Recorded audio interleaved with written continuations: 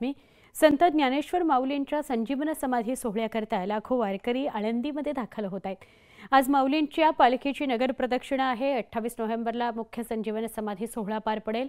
या दोन्ही सोहळ्यांसाठी दरवर्षी लाखो वारकरी आळंदीत येत असतात।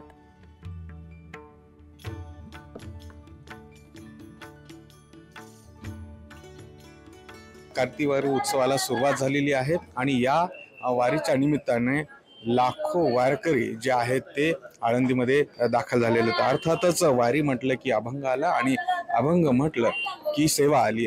ही सेवा देण्यासाठी, संगीतमय सेवा देण्यासाठी आपल्यासोबत पूजा आहे। आपण तिच्याकडनं या निमित्तानं तिच्या काय भावना आहेत ते जाणून घेऊया। मात्र आधी ऐकूया तिच्याकडनं एक अभंग।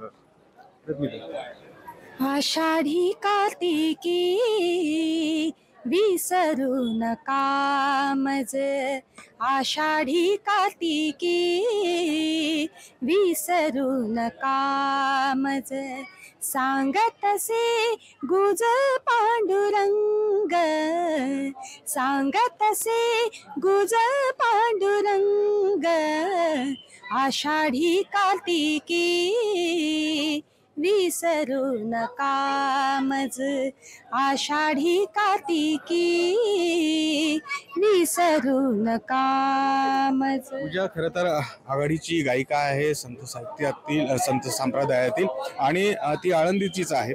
पूजा, खरं तर काय भावना आहे? दरवर्षी हा सगळा भक्तांचा मेळा इथे येतो, काय मागणं असते सगळ्यांचं? तुझंही काय मागणं असते माऊलींकडे?